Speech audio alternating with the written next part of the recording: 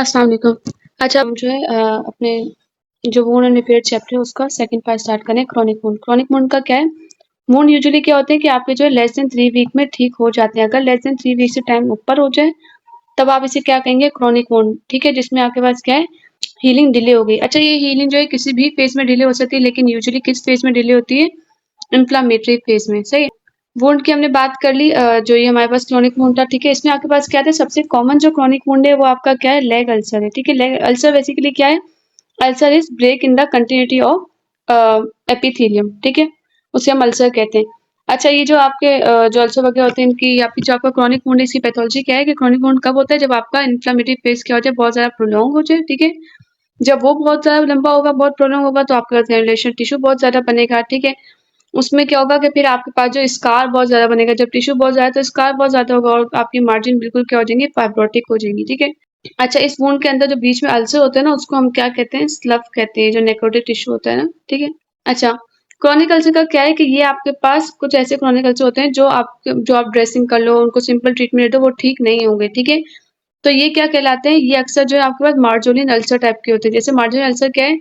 कोई भी आपको जो है क्रॉनिक इन्फ्लेमेशन हुई है, कोई आपका क्रॉनिक वुंड है बेसिकली, ठीक है, या बर्न वगैरह कहीं आपको हुआ हो, स्कार बना हो, ठीक है, उन एरियाज में क्या होता है कि एक अल्सर बन जाता है जो आपका बिल्कुल ट्रीट नहीं हुआ। तो इन चीजों के लिए आपको क्या करनी पड़ती है? बायोप्सी। तो आप जब बायोप्सी से रूल आउट करिए तो आपको समझ में आता है कि ये आम अल्सर नहीं, बेसिकली एक मार्जोलिन अल्सर है जो कि स्क्वामस सेल कार्सिनोमा है। ठीक है, ये बहुत ज्यादा क्या होता है? एग्रेसिव होता है। सही।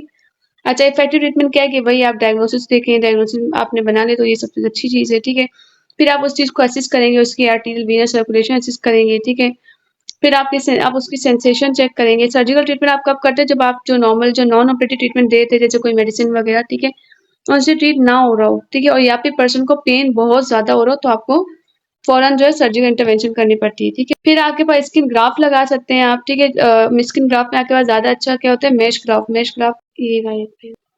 ये आपके पास क्या है? मैश ग्राफ है। ठीक है, ये बहुत अच्छा ग्राफ्ट होता है। ठीक, क्यों? क्योंकि जब आपके किसी वुंड के ऊपर आप जो है मैश ग्राफ लगाओगे तो इसमें क्या होता है? होल्स भी दिए हुए ना। ठीक है, एक तो ये कि आपको स्ट्रेच अलाउ करेगा। ठीक है, दूसरा आपके पास क्या है कि इसमें जो होल्स बने हुए हैं, इनमें से जो आपका जो डेब्रिस वगैरह था, ठीक है, या जो है ना जो भी फ्लूइड वगैरह था, एक्सेसिव एक्सुडेट था, वो बाहर आ सकता है आराम से। ठीक है, हमने इसके जो है दो एडवांटेज पढ़ लिए कि एक तो ये मोबिलाइजेशन बहुत इजीली अलाउ करता है। ठीक है, और आपका जो एक्सुडेट है वो लीक आउट आराम से हो सकता है, इसलिए मैश क्राफ्ट अच्छे होते हैं। ठीक, अच्छा, फिर लेग अल्सर का बताया कि इसकी टियोलॉजी ये आपके पास वीनस भी हो सकता है, आर्टियल भी हो सकता है, ठीक है ना, आर्थराइटिस भी होता है, जैसे आपका रूमेटॉइड आर्थराइटिस में होता है। ठीक है, फिर आपके पास आता है ट्रॉमा से भी हो सकता है, ये क्रॉनिक इन्फेक्शन टीबी सिफिलिस के साथ है, या फिर नियोप्लास्टिक भी हो सकता है। ठीक है, जो वीनस में वो आपका किससे? वेरिकोस वेन से, और आर्टीरियल यानी कि डायबिटीज में जो अक्सर होते हैं वो। सही है। अच्छा, फिर आपके पास आते हैं प्रेशर सोर। प्रेशर सोर क्या है? जैसे कोई भी बेड बाउंड पेशेंट है, ठीक है, या हॉस्पिटलाइज है, ठीक है, या कोई बेसिकली कॉमा में भी कह सकते हैं, कोई कॉमा हो, या वो लोग जो चल नहीं सकते, व्हील चेयर पे हो। ठीक है,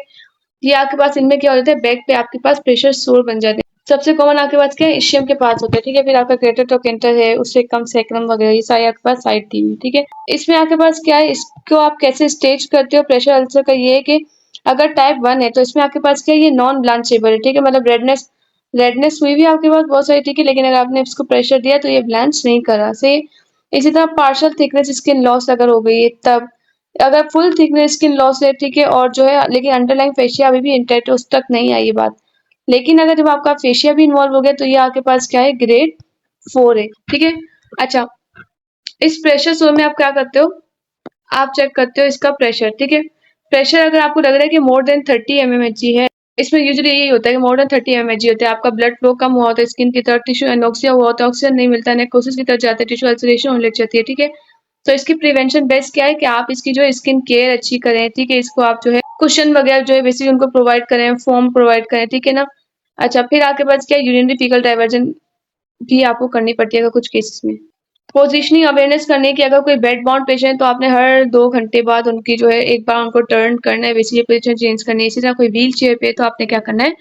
10 सेकंड के लिए आपने जो है हर 10 मिनट बाद उस पर्सन को लिफ्ट करना है। ठीक है, मोस्ट इंपॉर्टेंट ट्रीटमेंट यही क्या है? आपके कॉज को ट्रीट करो। ठीक है, आपके पास सर्जिकल ट्रीटमेंट कब आएगा? बिल्कुल लास्ट में, जब आपके पास कोई भी चीज काम नहीं करी होगी। इसी तरह अगर कोई बंदा एक वो है बेड बाउंड है तो आप दोबारा ही उसको, मतलब आपने ट्रीट किया, दोबारा आप उसको बेड बाउंड की तरफ ले आए, तो इसलिए फिर ये सर्जिकल ट्रीटमेंट भी उनके लिए काम नहीं आता।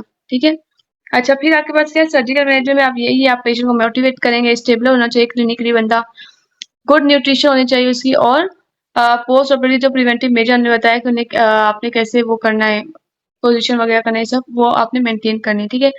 प्री ऑपरेटिव में यही है कि आप उसको जो है रिमूव करेंगे सारा जो डेब्रिस है वो सब, और आप जो है वैक्यूम असिस्टेड क्लोजर भी यूज कर सकते हैं। अभी हम आगे बढ़ते हैं, ठीक है। सर्जिकल एम आपका क्या है कि आप जो जितनी भी डेड स्पेस थी उसको आप फिल कर दो, ठीक है। जो आपने सब नेक्रोटिक डेब्रिस वगैरह निकाल लिया, फिर आपने उसको फिल कर दिया साफ सुथरा, और आपने क्या किया, सेंसेशन भी प्रोवाइड करने, आपका मेन यही एम होता है कि वहाँ पे बनता है को सेंसेशन भी हो रही हो, ठीक है। अच्छा, प्रिफर्ड चीज क्या है कि आप क्या यूज करें, लार्ज स्किन फ्लैप यूज करें, और ये फ्लैप भी कहाँ के होने चाहिए, जिन एरिया में इनोवेशन क्या हो, ज्यादा हो, हेवीली इनोवेटिव हो बेसिकली हो, जैसे extensor fascia Lata flap with the lateral cutaneous nerve of thigh, तो ये आपके पास क्या है, बेस्ट चीज है, ठीक है। अच्छा, वैक्यूम असिस्टेड क्लोजर का क्या है कि इसको अब हम क्या कहते हैं, नेगेटिव प्रेशर वुंड क्लोजर, ठीक है। ये आपके पास क्या है, वो डिवाइस है, ठीक है। इससे आप प्रेशर जनरेट करते हैं, और ये प्रेशर जो है फिर आप जो है पर्सन के जो भी पैर पे या कहीं भी उनको लगी है तो वहां पे आप अप्लाई करते हैं, ठीक है। इससे क्या होता है कि सारा जितना भी आपका जो है जो वो है डिब्राइटमेंट या वो डेब्राइटिव टिश्यू वगैरह वो सब जो है जितना भी फ्लूइड है वो आपका बाहर आ जाएगा, एडिमा वगैरह आपका कम हो जाएगा, ठीक है। और ब्लड फ्लो यहाँ पे इनहेंस हो जाता है, ठीक है। इसमें आप क्या करते हो, 125 mmHg का प्रेशर रखते हो, ठीक है। डिब्राइटमेंट को जो है हेस्टिन करता है, आपके जो है ग्रेनुलर टिश्यू की फॉर्मेशन अच्छी करवाता है ये, ठीक है। स्पेशली किन में, जो जिनमें क्रॉनिक वुंड वगैरह उनमें बहुत काम का होता है ये, ठीक है। रिजल्ट आपके पास क्या है कि आपका बैक्टीरियल काउंट कम हो जाएगा, बैक्टीरिया भी कम होंगे, इससे आपकी प्रोलिफरेशन बढ़ेगी सेल की, और आपको जो है एक अच्छा सा बेड प्रोवाइड हो जाएगा फॉर आपका ग्रेफ्ट या फ्लैप। जाहिर सी बात है, जब इतना ज्यादा डेब्रिस होगा तो आप उसके ऊपर फ्लैप वगैरह तो लगाने से रहे, जब वो सब कुछ हट जाएगा, एडिमा रिलीज हो जाएगा, तब आप जो इजीली फ्लैप लगा सकते हैं। अच्छा, फिर आपके पास है नेक्रोटाइजिंग सॉफ्ट टिश्यू इन्फेक्शन। ये इतने ज्यादा होते नहीं, लेकिन जब होते हैं तो बहुत ज्यादा फैटल होते हैं। इसके कॉमन ऑर्गेनिज्म क्या है, पॉलीमाइक्रोबियल इन्फेक्शन है ये, ठीक है। ग्राम पॉजिटिव ऑर्गेनिजम्स भी आते हैं, जैसे एस और जैसे एस पायोजीन। ग्राम नेगेटिव आते हैं आपके पास, जैसे ई कोलाई, सूडोमोनास, क्लोस्ट्रीडियम बैक्टीरियोट्स या बीटा इमोटिस स्ट्रेप्टोकोकाई आते हैं। प्रीडिस्पोजिंग फैक्टर क्या है आपके पास, कोई ट्रॉमा की हिस्ट्री हो, सर्जरी हुई भी हो, उनकी वुंड कंटामिनेशन हो, ठीक है, या उनका डिफेंस मैकेनिज्म स्लो हो, यानी कि लाइक लो इम्यूनिटी हो उनमें, ठीक है। कैरेक्टरिस्टिक क्या है कि यही सडन अचानक हो सकता है, ये रैपिड प्रोग्रेशन है इसकी, और ये डीप टिश्यू को इन्वॉल्व कर लेता है, टिश्यू को डीप जाके बहुत, ठीक है। टाइप आपके पास क्या है, ये होता है क्लोस्ट्रीडियल या फिर नॉन क्लोस्ट्रीडियल। क्लोस्ट्रीडियम होगा तो वही गैस गैंग्रीन करवाता है, ठीक है। नॉन क्लोस्ट्रीडियल में क्या है, स्ट्रेप्टोकोकल गैंग्रीन और आपका स्टेप नेक्रोटाइजिंग फेशियाइटिस, ठीक है। ये क्या है, ये वेरिएंट है, जैसे आपका जो एस पायोजिन है ना, हमने कहा एस पायोजिन भी करवा सकता है, तो ये उसके साथ भी अक्सर होता है टॉक्सिक शॉक सिंड्रोम के साथ, इसलिए हम इसको तब हम क्या कहते हैं, फ्लैश ईटिंग बग। ट्रीटमेंट यही है कि आप एंटीबायोटिक देंगे, सर्जिकल एक्सिजन करेंगे, टिश्यू बायोप्सी ले सकते हैं, ठीक है। पोस्ट एक्सिजन क्या है कि जब आप निकाल लेते हैं उसको एक्सरसाइज करेंगे तो आपके पास बहुत ज्यादा एरिया रिमेन रहता है वहाँ पे, मतलब रहता है, ठीक है।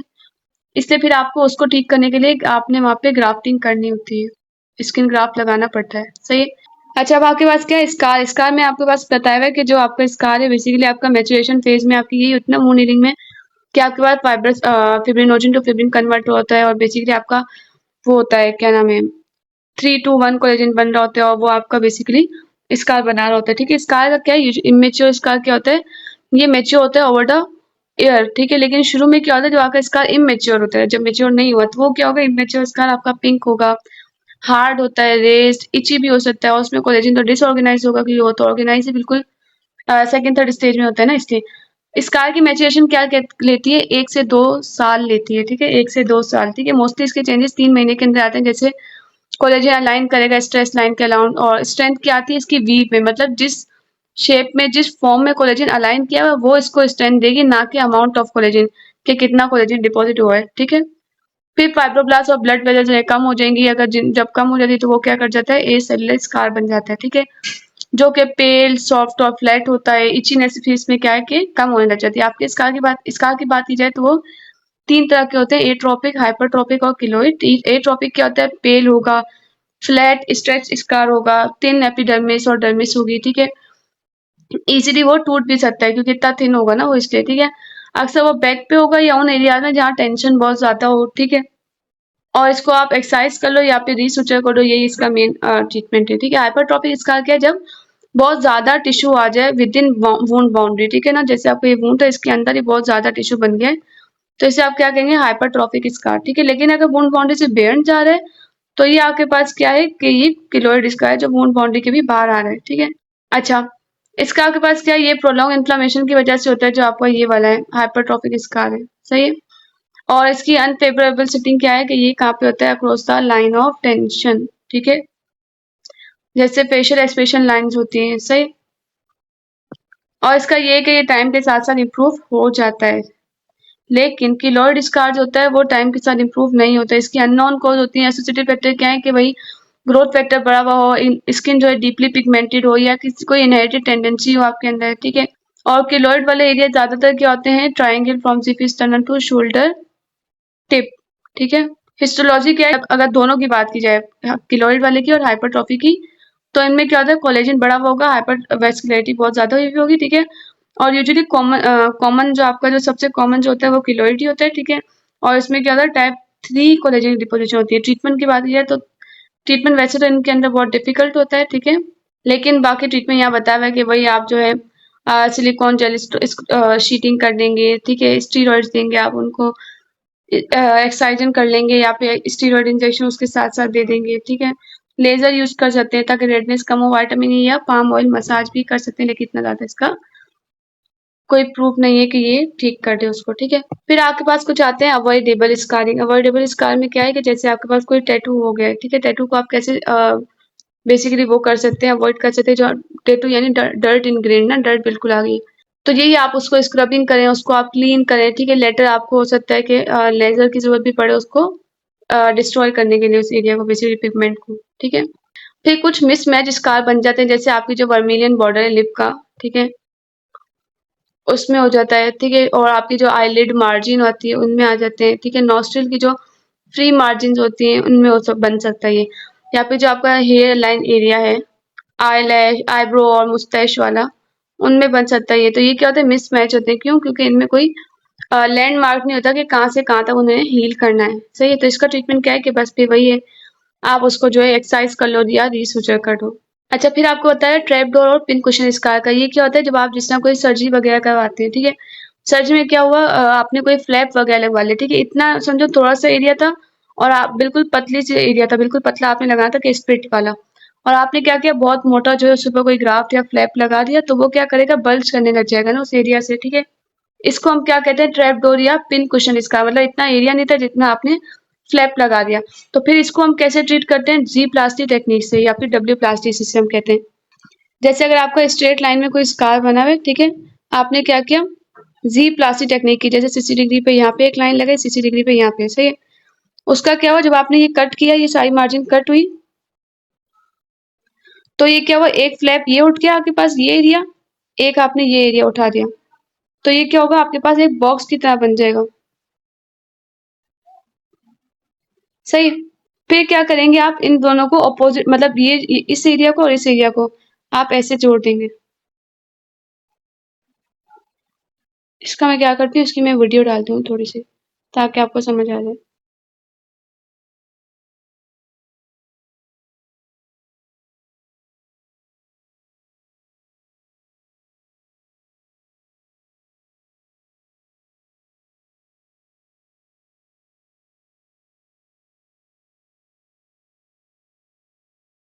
फिर ये कहा हुआ है कि सुचर मार्क को आप जो है मिनिमाइज कर सकते हैं, कैसे कि जब आप मोनोफिलामेंट सुचर यूज कर लें, जिनका क्या है कि जो जल्दी आप जो है रिमूव कर सकते हैं, जैसे 3 से 5 दिन के अंदर अंदर रिमूव हो जाते हैं, ठीक है। वरना अगर आप सुचर लगाएं तो फिर सुचर से ये होता है कि स्कार बन जाता है ना आपका, इसलिए आप ये यूज करते हैं मोनोफिलामेंट।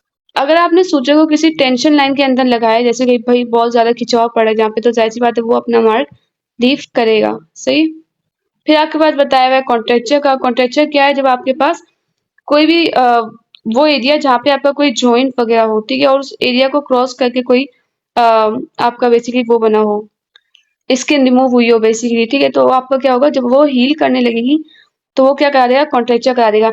उस कॉन्ट्रेक्चर की वजह से क्या होगा, जैसे यहाँ पे आपका हाथ है, ठीक है, तो ये आपका क्या है, रिस्ट जॉइंट, तो इसकी वजह से क्या होगा, या तो ये ऐसे स्कार बनेगा कि वो हाथ जो है बिल्कुल एक्सटेंडेड पोजीशन में रह जाएगा और दोबारा फ्लेक्स नहीं कर पाएगा, या फिर ये होगा कि इतना इसके साथ यहाँ से यहाँ तक स्किन जुड़ गई, तो वो क्या होगा कि बिल्कुल फ्लेक्स पोजीशन हो जाएगी, हाइपर फ्लेक्शन हो जाएगी, तो वो एक्सटेंड नहीं कर पाएगा। इसको भी आप किससे ट्रीट करते हो, जी प्लास्टी से।